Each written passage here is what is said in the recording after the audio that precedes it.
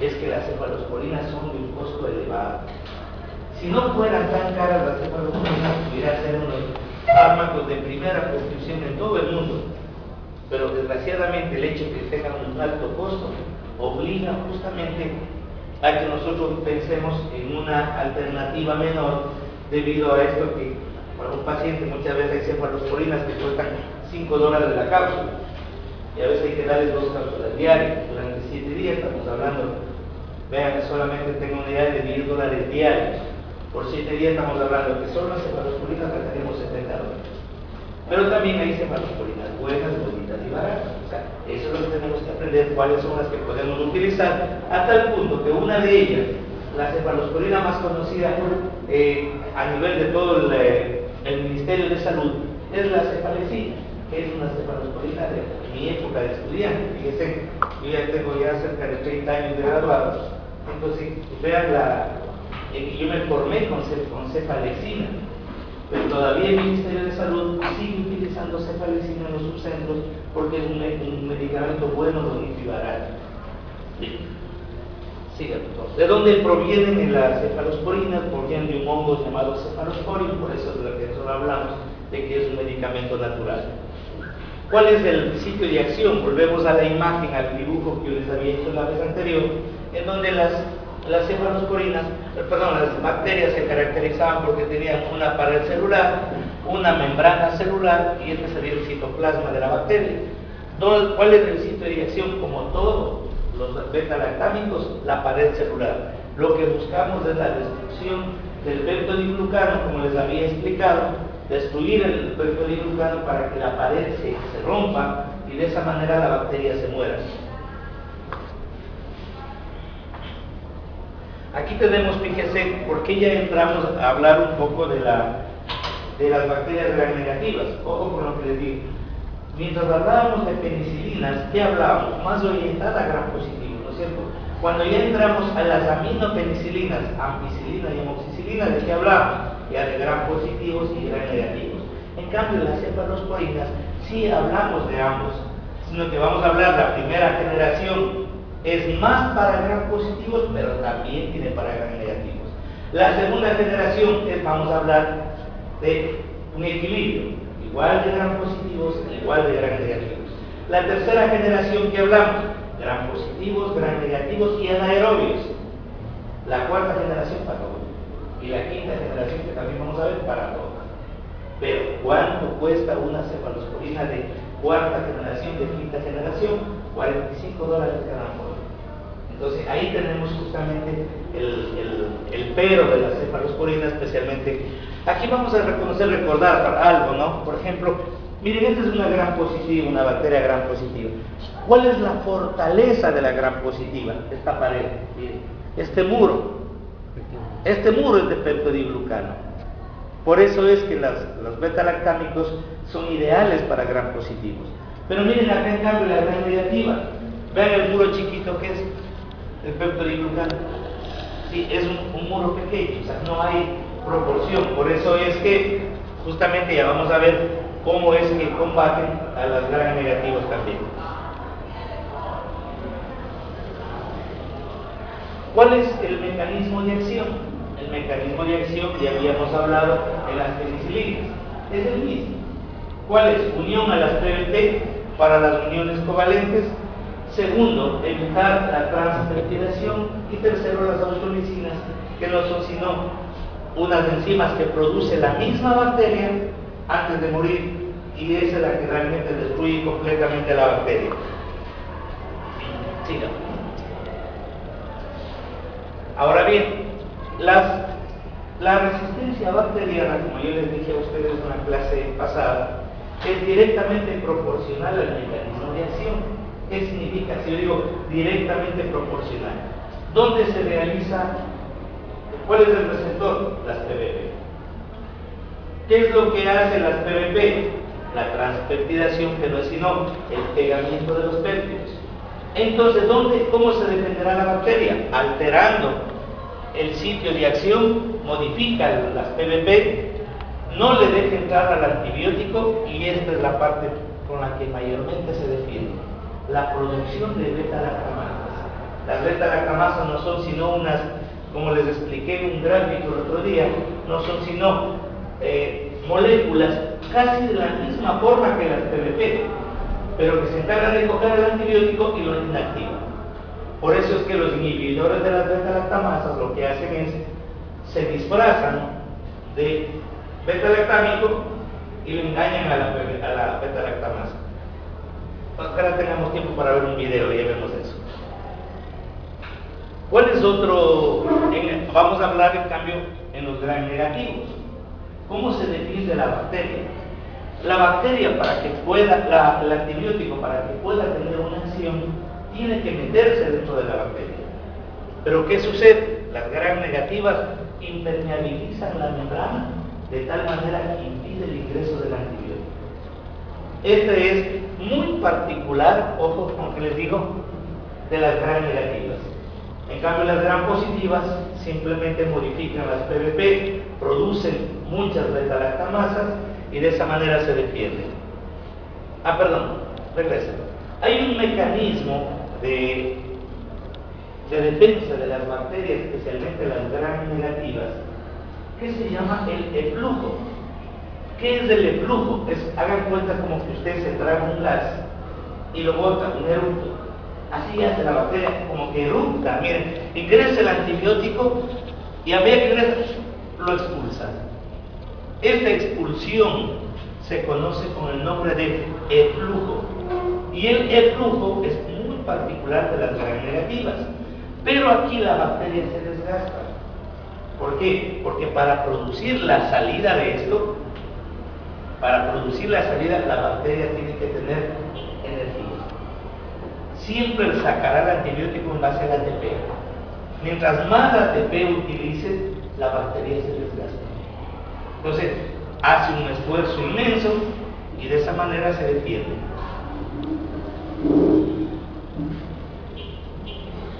¿Qué otros mecanismos tenemos de resistencia bacteriana?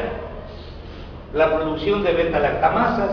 Las más graves que vamos a encontrar son las producidas por estafilococo. Esas muchas veces son las más difíciles de inactivar. También las pseudomonas producen beta-lactamasas. Y quizás hay unas súper especializadas, digo yo, que se llaman las metalobeta-lactamasas. Estas son las que hacen daño a una familia de beta-lactámicos que son los carbamidénicos. ¿Por qué les digo esto? Para que tengan presente. Se supone en los libros, en las investigaciones y en medicina basada en la evidencia, de que los carbamidénicos, que son una familia de beta-lactámicos, no tienen resistencia bacteriana todavía. Pero ya este descubrimiento al año 2012 de que las metalobeta-lactamasas serían capaces de inactivar a los carbamidénicos. ¿Se acuerdan que yo les dije que había cuántas familias de beta-lactámicos? 4, ¿verdad? ¿Cuáles eran? Penicilinas, ¿qué más? Cefalosporinas, monobactámicos y carbamidénicos. ¿Qué les decía yo de los monobactámicos y carbamidénicos? Que son como las fuerzas especiales de unas fuerzas armadas. ¿Se acuerdan? Yo les decía que las fuerzas armadas tienen los hombres rana, los boinas rojas, etcétera, etcétera. Asimismo son como unas fuerzas especiales en antibióticos, porque los carbamidénicos son como que al cuerpo humano le cae como una bomba atómica que supuestamente destruye todas las bacterias. Y en la práctica, hasta el día de hoy al menos, así sucede. Un imipenem, una ampolla de imipenem, que es un carbamidénico, la de 500 miligramos cuesta $45. Y hay que poner 2 ampollas diarias. O $105 vale la ampolla de 1 gramo, que hay que poner una diaria. Entonces fíjense la diferencia de costo, ¿no? Y se supone que para eso no hay resistencia todavía. Pero esto, se piensa que las metalobeta-lactamasas existieran, todavía está en estudio, si realmente inactivan a los carbamidénicos. Bien, vamos a comenzar hablando de las cefalosporinas de primera generación. ¿Por qué se caracterizan? Porque son más para el uso de gram positivos. A más de eso, ¿qué tienen? Tienen casi la misma actividad que la ampicilina. La ampicilina, ¿por qué se caracterizaba? Porque era para gram positivos y un poquito para gram negativos. Lo mismo sucede acá. El espectro tiene la negatividad. ¿Cuáles son? La principal, la que todos nosotros conocemos desde muy jóvenes y hasta el momento existe, la cefalexina, el cepadroxilo, que son las cefalosporinas, por ejemplo, más comunes que nosotros a diario prescribimos, y la cefadrina. ¿Por qué les doy de estas dos que siempre se acuerden del cepadroxilo y de la cefalexina? Porque son medicamentos buenos, bonitos y baratos, que son al alcance de los pacientes que van a ir a ustedes a una consulta. Cuando tengan la medicatura rural, ojalá todavía siga existiendo, porque ahora todos los chicos que van a la medicatura rural y tengo la oportunidad de conversar, yo siempre les digo, ¿qué antibióticos les da el ministerio? Dice, doctor, cefalexina, eritromicina, penicilina, o sea, lo más barato que puede comprar el ministerio. Pero acá tenemos algo, que las cefalosporinas de primera generación también tienen apoyo, de las cuales hay una, que esa sí es como utilizada muy frecuentemente los cirujanos en todos los hospitales, que se llama la cefazolina. La cefazolina, que está aquí, es uno de los principales antibióticos para hacer profilaxis en una cirugía. Muchos de los cirujanos colocan una ampolla intravenosa antes de la cirugía, una ampolla en la cirugía y una ampolla después de la cirugía. Entonces, de esa manera hay una buena protección para evitar que la herida se infecte. O sea, la cefazolina es excelente para hacer profilaxis en cirugía. Ojo, cuando estén haciendo la pasantía por el internado, a ver, los cirujanos les preguntan cuál es el fármaco para hacer profilaxis, y ahí los compañeros profesores me mandan a guiar a mí, porque ¿por qué no les he enseñado? Yo siempre les doy. Siempre les doy. La cefazolina es el fármaco de elección para hacer profilaxis. Hay otros que son más caros, ¿no? Pero la cefazolina vale $1.50. Entonces, con ese precio, casi $5 en hacer una profilaxis, es sumamente ideal. Y la nieve de metronidazol, buscamos las cefalosporinas de segunda generación. ¿Cuáles son? Tenemos mayor espectro de acción que las primeras. Vamos a ver que si amplía la cobertura.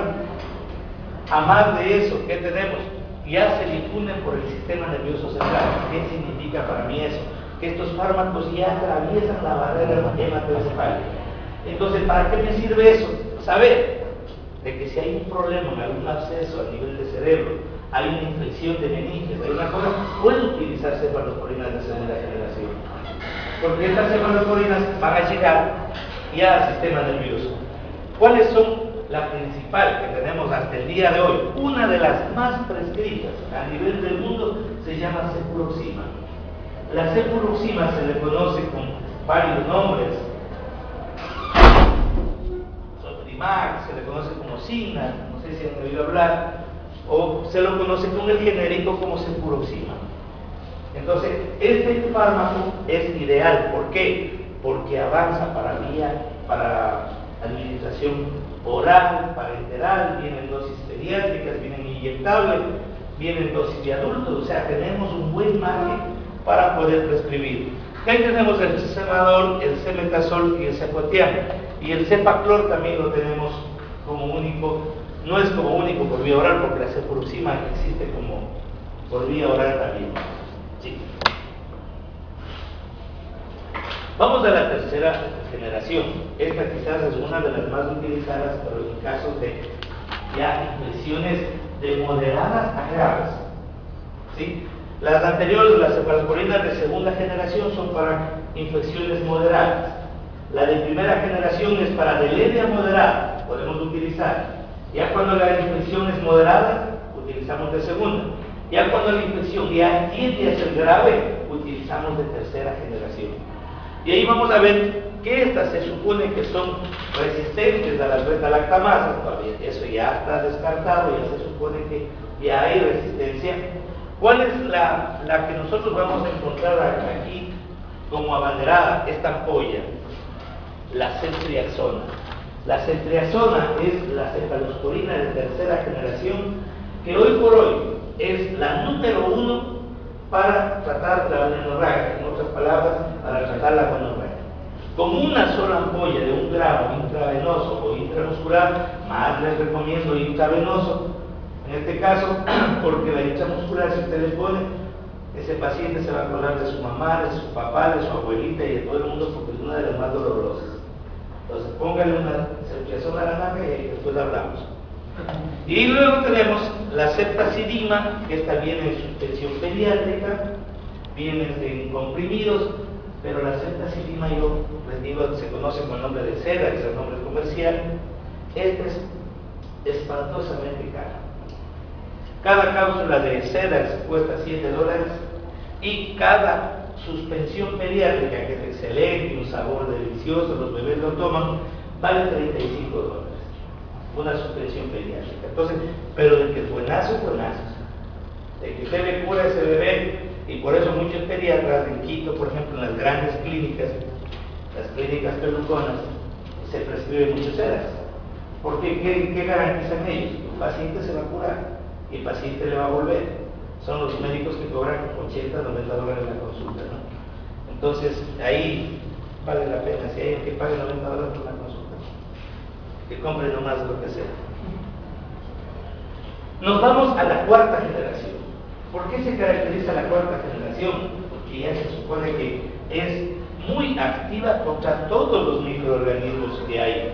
Y ahí vamos a ver que ya tenemos gram positivos, gram negativos y anaerobios y aerobios en todos los niveles. ¿Qué tenemos aquí? ¿Cuál es la que tenemos nosotros en el mercado? El ceftibime. El ceftibime es una cefalosporina de cuarta generación que se utiliza, ojo por lo que les digo, se utiliza especialmente a nivel de infecciones que ya tengan procesos de sepsis. Cuando ya nosotros tengamos un riesgo de muerte de nuestro paciente, podemos utilizar este tipo de...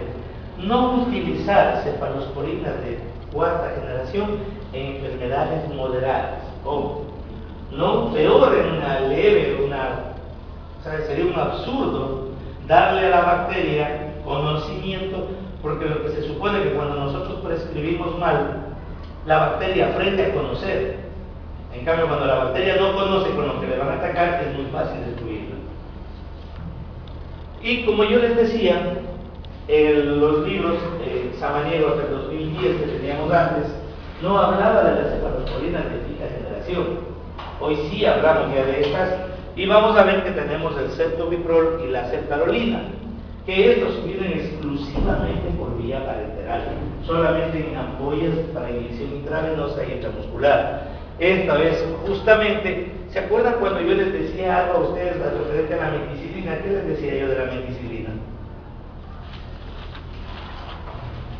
¿Se acuerdan que les dije que la meticilina era una beta-lactamasa o penicilinasa resistente y que se caracterizaba porque era un excelente antibiótico, buenazo, pero que tenía un pero, que era altamente nefrotóxico? ¿Y qué les dije además de eso? Que si yo digo, esta bacteria es meticilino resistente, digo, si es resistente a la meticilina, que es uno de los bravos de los antibióticos, puede ser resistente a cualquiera. Pero el ceftobiprol tiene una gran actividad contra estafilococos meticilino resistentes. Miren la importancia. Y la ceftarolina también tiene, yo le digo, pero estos generalmente se utiliza ya en infecciones graves. ¿Por qué? Por ejemplo, ustedes me dirán, tenemos un estafilococo que tiene una amígdala purulenta, porque ya para llegar a utilizar esto es que ya hemos pasado por todo y ahí nos ponen en una decisión: o sacamos las amígdalas o damos un antibiótico potente.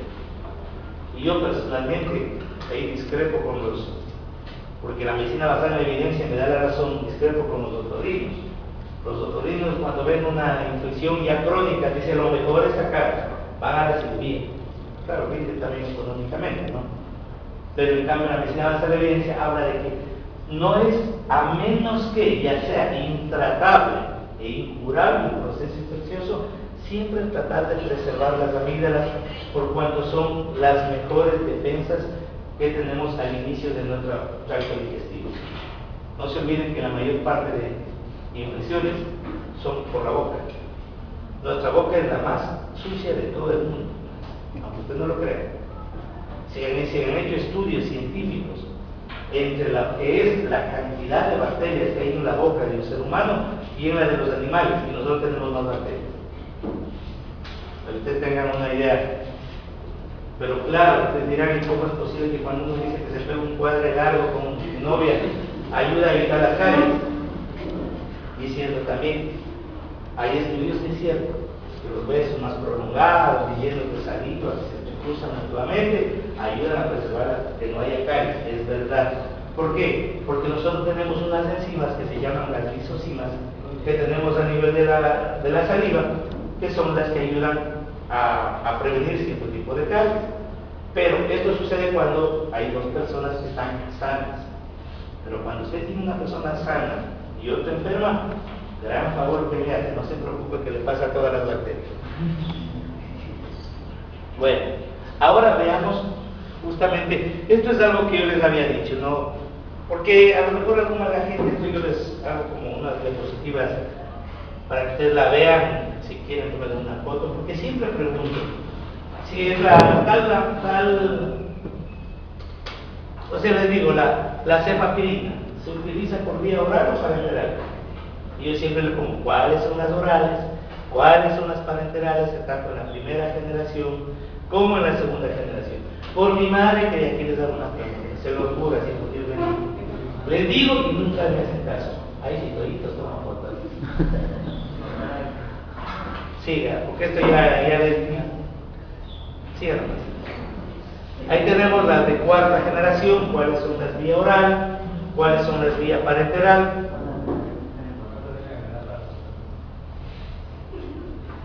Y ahí tenemos hasta la de quinta generación.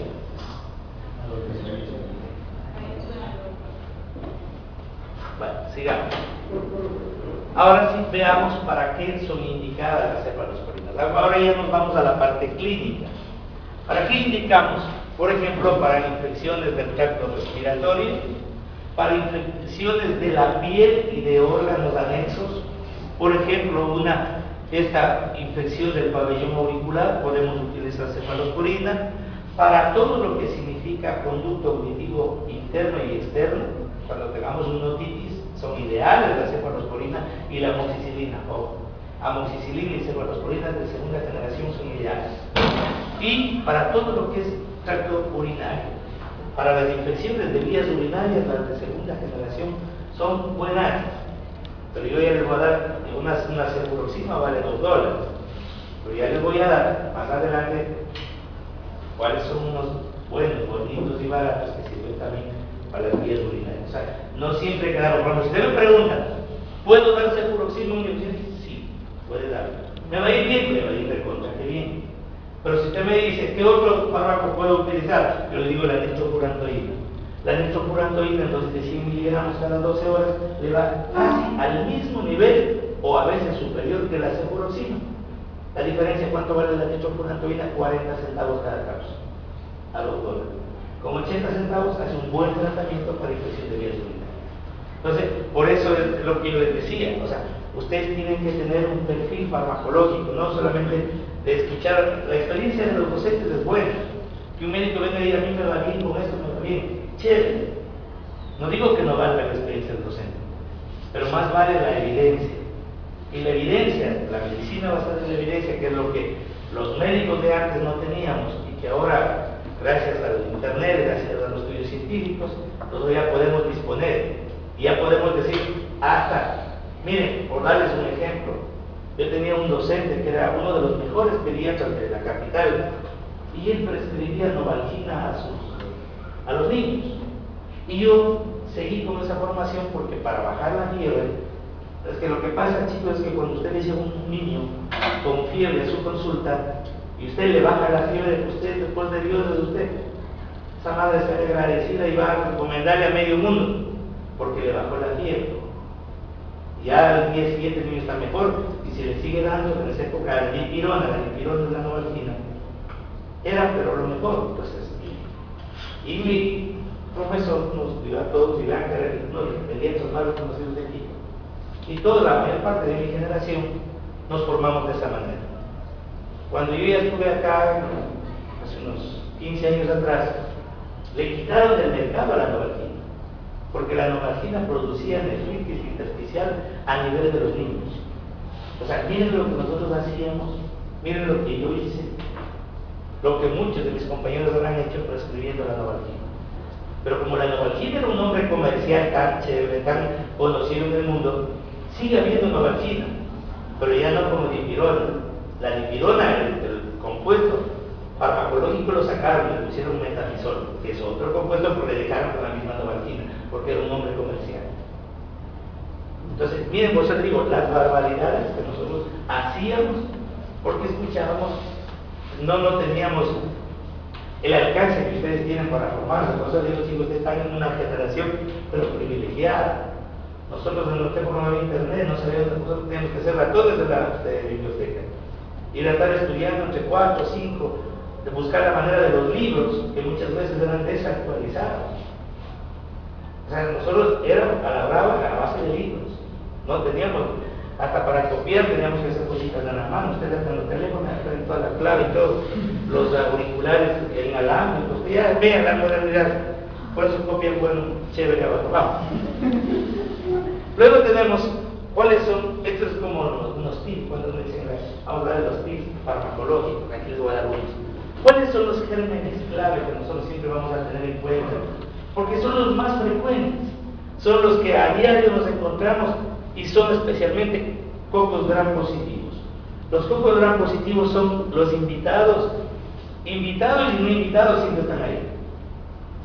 Además de eso, hemófilos influenza es uno de los que más daño hace, inclusive es causante de todo lo que es la laringitis, traqueitis.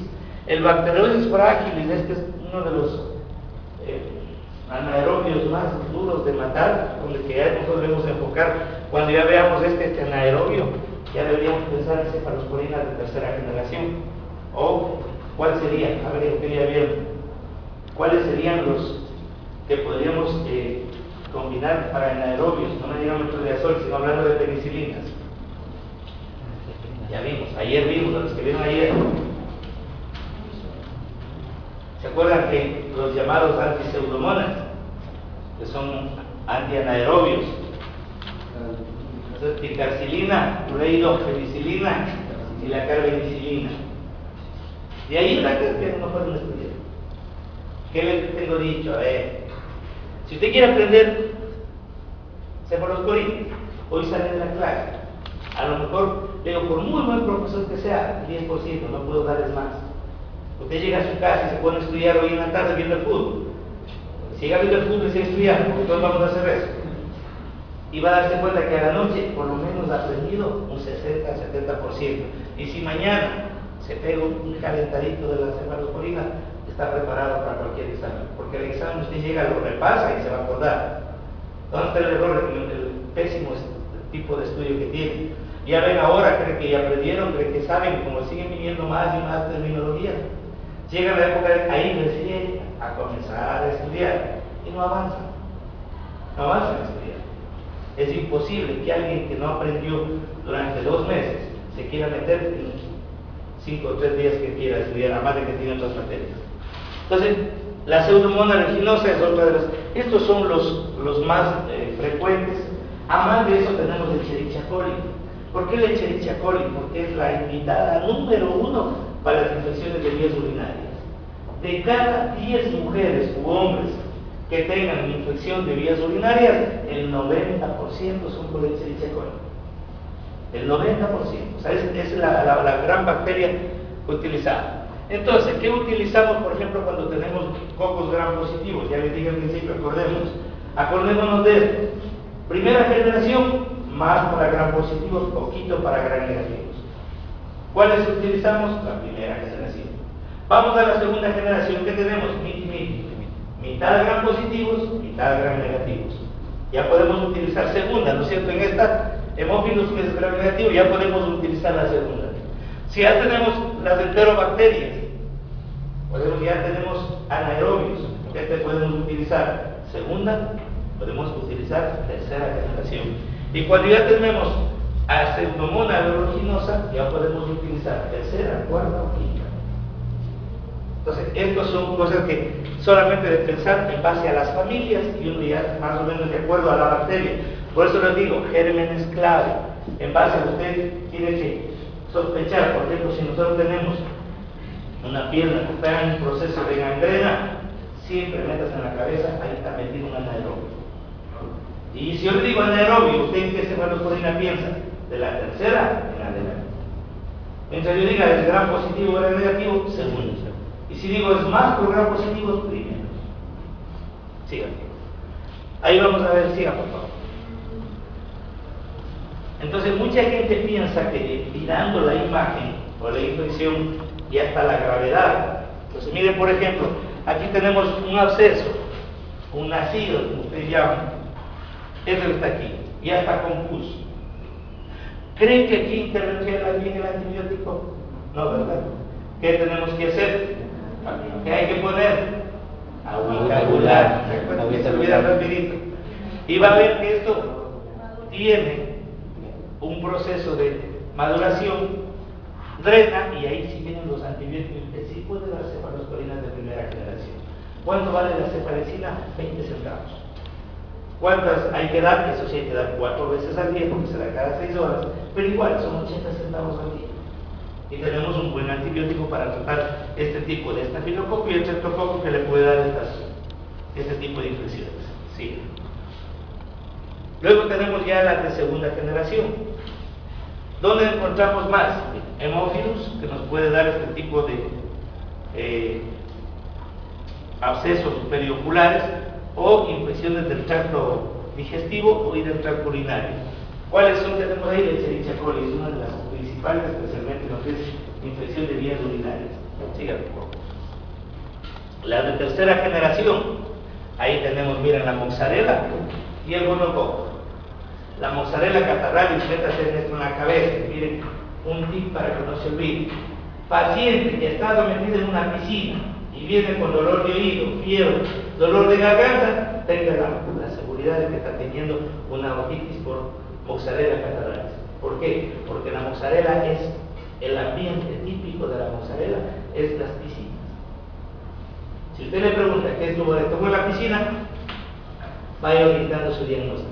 Y ahí podemos utilizar cefalosporinas de tercera generación o también podemos utilizar amoxicilina más un inhibidor de ácido clavulámico, por ejemplo el Curán, si lo han escuchado hablar. Ese es uno de los inhibidores. Y para la gonorrea, como ya les dije, la ceftriaxona es el fármaco de primerísima elección. Una sola ampolla, listo. Vamos a la cuarta generación y miren, aquí ya tenemos zonas gangrenadas. Aquí de esto ya utilizamos la cefipime, que es una ampolla ya para infecciones graves, ¿sí, por favor? Y también en caso de, podemos utilizar también el ceftobiprol y la ceftarolina, que son cefalosporinas de quinta generación para enfermedades graves. Vamos a la farmacocinética. Comencemos con la primera generación. ¿Por qué se caracteriza la primera generación? Porque viene en presentaciones de vía oral y parenteral. Tiene muy buena absorción por la vía oral. Vienen gotas pediátricas para neonatos, que eso es algo muy bueno. Por eso es que el ministerio a la cefalexina todavía le tienen dentro de las privilegiadas para tratar las infecciones a nivel del campo. El intervalo, sí, porque tienen una vida media plasmática corta y un efecto posantibiótico corto, generalmente se administra, tiene una vida media plasmática de 2 horas, más 2 horas de efecto posantibiótico, se administran cada 6 horas. Esas son las que tenemos, e inclusive hay algunas, como el cefadroxilo, por ejemplo. La cefalexina es cada 6 horas y el cefadroxilo es cada 8. Porque tiene una vida media plasmática de 3 horas a más de 2 horas de efecto posantibiótico. Sí. La eliminación de todos estos son por vía renal. No hay. La segunda generación, aquí alteramos un poco lo que significa el intervalo. Y a esto tienen una vida media plasmática más o menos de 4 horas, o 5 horas, y tienen un efecto posantibiótico de 2 horas. ¿Cada cuánto debemos dar? Cada 2. Por eso la cefuroxima, que es Un fármaco buenazo que les dije se da 2 veces al día. Pero también hay ciertas cefalosporinas que se debe dar 1 vez al día, por cuanto tienen una vida media plasmática de 10 horas y un efecto posantibiótico de 2. Luego tenemos la cefalosporina de tercera. Esta viene por vía oral también, ya les dije el Cerax o la ceftarizina, y también tenemos la ceftriaxona que solo viene por vía parenteral para inhibición intravenosa e intramuscular. No existe ceftriaxona por vía oral. Ojo, cuidado, vaya a poner alguna. No existe ni comprimidos, ni tabletas, ni sobres, ni nada por vía oral. La única presentación, hasta por eso les pongo un gráfico aquí, es en ampolla intravenosa o intramuscular. ¿Qué particularidad tiene esta cefalosporina? Solo esta, la ceftriaxona. Todas las demás tienen una eliminación renal, pero esta también tiene una eliminación biliar. Más o menos el 50% se elimina por la bilis. Estoy hablando de ceftriaxona, no todas las cefalosporinas de tercera generación. Por eso es, acuérdense de esto, chicos, de esto, del 50% por la bilis, porque uno de los efectos adversos, ya les vamos a ver más adelante, tiene que ver con la bilis. La de cuarta y quinta generación, en Estados Unidos existe la presentación por vía oral. Aquí en el Ecuador solo tenemos la vía parenteral por inhibición intravenosa o intramuscular y que justamente se administra como la cefipime o la ceftriaxona 1 vez al día. Esta es una administración QD. La quinta lo mismo, ¿no? No, sí, ahora. ¿Cuáles son los efectos iniciales? Yo siempre en mis diapositivas les pongo el que casi siempre podemos encontrar, aunque no lo podemos encontrar. ¿Qué quiero decir eso? Que de 10 pacientes, de pronto encontremos que 8 presentan diarrea. Pero también podemos dar 10 pacientes y ninguno presenta nada. Pero lo que sí vamos a comúnmente encontrar, el primer efecto indeseable que tienen las cefalosporinas es provocar diarrea. Luego tenemos la hipersensibilidad, o sea, un enronchamiento, puede provocar puntitos de todo el cuerpo o unas zonas delimitadas o inclusive un aumento de una parte de nuestro cuerpo. ¿Qué puede ser? De pronto una oreja se hincha o el labio se les pone hinchado, se ponen sexy los labios. Entonces creemos que eso también es parte de la hipersensibilidad que tienen. ¿Sí? Aquí está lo que les decía hace un momento, acuérdense del 50% por vía biliar. ¿Qué tiene que ver eso? Existe una estructura que se toma, miren, este es un eco de vía biliar, esta es la vesícula, da la apariencia de como que hubiera una litiasis. ¿Sí saben qué es una litiasis? Cálculos en la vesícula. Pero si yo digo una pseudo litiasis, ¿qué le estoy diciendo? Algo falso, ¿no es cierto? Entonces, estas imágenes que usted ve aquí darían la apariencia como que hay una gran cantidad de pequeños cálculos chiquitos aquí que dan como que fuera una litiasis.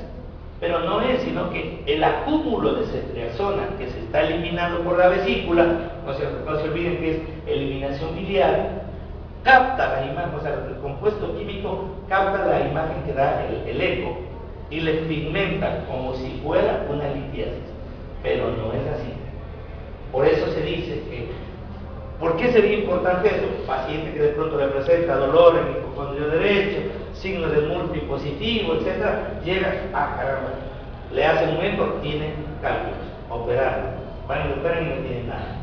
Pero si le hubieran preguntado, se puso ceftriaxona hace 48 horas, 72, encontrarían la explicación y se darían cuenta de que no era tal. ¿Sí? Sí.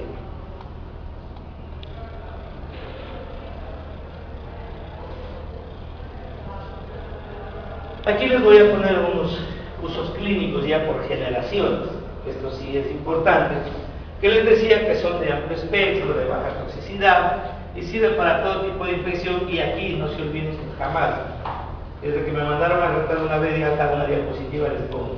La cefazolina para entrar es para hacer profilaxis quirúrgica. Acuérdense de eso, de la cefazolina, porque es una de las buenas cefaloporinas que tenemos. La segunda generación encontramos para anaerobios, sinusitis, otitis, infecciones del tracto urinario, infección del tracto digestivo. Encontramos las de la segunda, sigamos. Las de la tercera generación, acuérdense que les dije la gonorrea como uno de los fármacos ideales, en el caso de meningitis, hemófilos influenza, pseudomonas aeruginosa, todo lo que es tercera generación, ya le metemos nosotros anaerobios, ¿verdad? Ya la tercera generación es clave para utilizar en anaerobios. Miren, en cuarta, miren, esta es una sepsis. Siempre les pongo una imagen de una sepsis para que ustedes vean. Aquí ya podemos utilizar, en este tipo de pacientes que están con una sepsis generalizada, ahí sí podemos utilizar cefepime o la de quinta generación.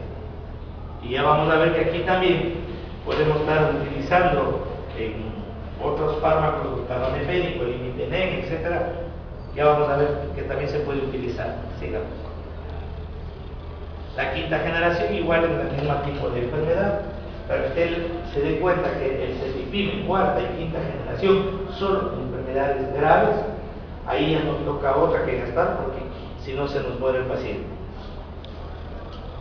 Esto, chicos, es lo único que es memoria, así que esto yo no estarles repitiendo como lorito.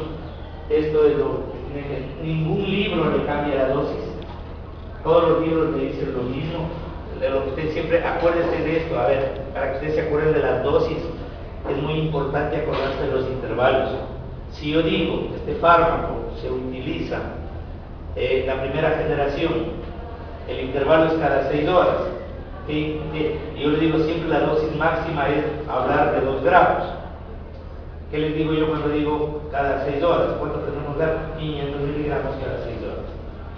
Si yo digo este fármaco hay que dar la dosis de la segunda generación, son 2 gramos, pero el intervalo es cada 12. ¿Cuánto daremos? 1 gramo cada 12 horas. Así, o sea, siempre el intervalo ayuda mucho en esto.